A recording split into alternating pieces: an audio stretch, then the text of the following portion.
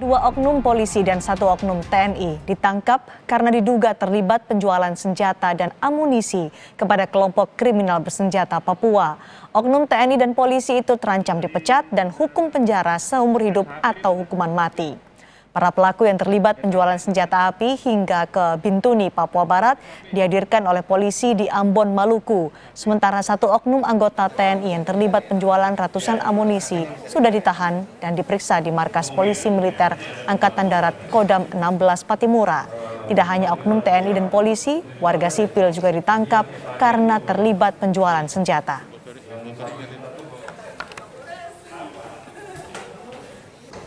Dua oknum anggota Polresta Pulau Ambon, yakni Bribka SAP dan Bribka MRA. Keduanya ditangkap Propam Polda Maluku dan Polresta Ambon karena menjual dua pucuk senjata api organik secara ilegal untuk KKB di Papua.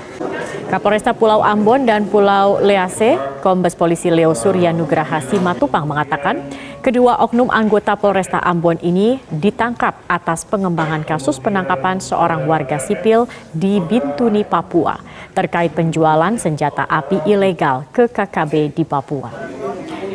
Hingga kini polisi masih terus mengusut kasus penjualan senjata api ilegal ini. Para tersangka kini mendekam di rutan Polresta Pulau Ambon.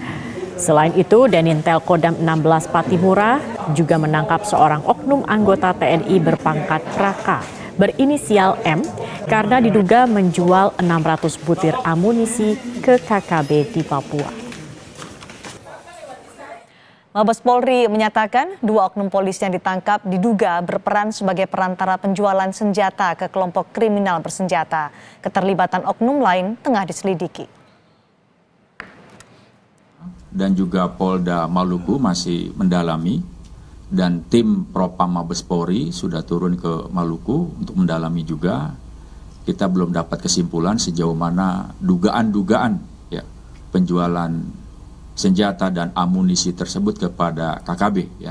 Itu masih dalam pendalaman Polda Papua, Polda Maluku dan juga Propam Mabes Polri. Kronologi pengungkapan kasus ini berawal dari Polres Teluk Bintuni melakukan penangkapan terhadap salah satu warga kota Bintuni dengan inisial WT alias J. Kemudian dari hasil penyelidikan yang dilakukan terhadap tersangka yang ditangkap oleh Polres Bintuni, ditemukan barang bukti berupa satu pucuk senjata laras pendek jenis revolver, kemudian satu pucuk senjata panjang laras panjang rakitan, kemudian satu buah magasin, kemudian 7 butir peluru ukuran 3,8 mm, kemudian 600 butir peluru ukuran 5,56 mm. Dari hasil penyelidikan yang dilakukan oleh Polres Teluk Bintuni, kemudian diketahui bahwa barang bukti yang ditemukan itu diperoleh tersangka dari Ambon. Kemudian hasil koordinasi antara Polda Papua dengan Polda Maluku, Kapolda Maluku, Irjen Pol Refdi Andri, kemudian memerintahkan Kapolres Ambon dan jajaran untuk melakukan penyelidikan terhadap kasus tersebut. Dari hasil penyelidikan, ditangkap 6 orang tersangka, 4 orang merupakan warga sipil, kemudian 2 orang merupakan anggota Polri, kemudian karena ada keterkaitan dengan anggota TNI, sehingga kita melakukan kerjasama dengan Pomdam 16 Patimura, dan dari hasil yang di penyelidikan yang dilakukan oleh Pomdam, salah satu anggota TNI juga sudah ditangkap dan saat ini sudah ditahan. Dari mana anggota polisi ini mendapatkan senjata api? Karena ia perannya adalah sebagai perantara. Untuk yang senjata api laras panjang, anggota Polri mendapatkan ketika kerusuhan tahun 99 di Ambon. Kemudian yang bersangkutan menjual langsung kepada tersangka yang ada di Bintuni. Sementara untuk yang laras pendek, ini merupakan juga senjata sisa kerusuhan yang terjadi di Maluku atau Kota Ambon. Ini sudah berpindah beberapa tangan kemudian dari sampai ke anggota polisi, anggota kami, kemudian berpindah lagi beberapa dijual ke A, ke B, dan ke C, dan terakhir sampai dengan tersangka yang ditangkap di Polres Teluk Bentuni tersebut. Oke. Dari senjata bekas kerusuhan kemudian sudah berpindah tangan, sempat juga di polisi, artinya ketika senjata api itu sampai ke oknum polisi yang menjual kepada KKB, ada pihak-pihak lain yang terlibat dalam jual beli senjata api ini. Sejauh mana penyelidikan soal itu? Jadi pihak-pihak lain diantaranya ada 4 warga sipil.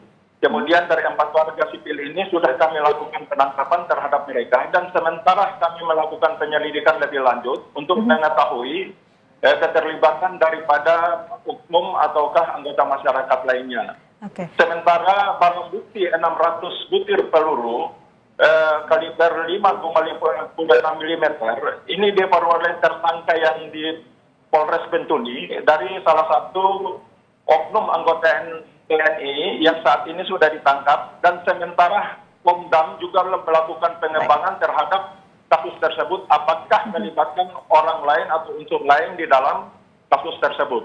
Dan semuanya akan kita ungkap ke publik secara terang benderang. Apakah ada kemungkinan, Pak Rum, oknum anggota polisi lain yang terlibat atau terlibat juga dalam jual beli senjata api ini?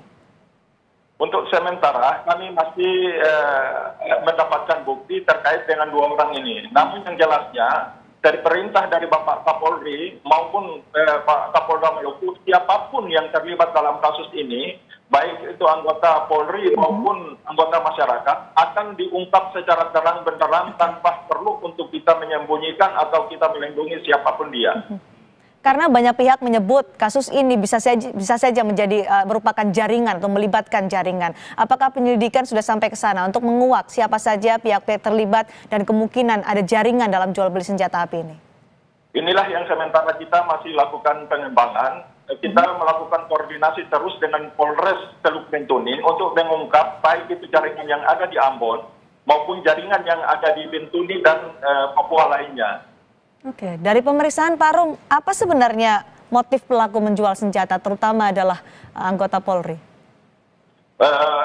Motif daripada pelaku, terutama anggota Polri, melakukan penjualan senjata ini adalah untuk mencari keuntungan. Baik, lalu bagaimana koordinasi dengan Polda Papua saat ini untuk bisa mengungkap penjualan senjata api dan juga kepada kelompok kriminal bersenjata di sana?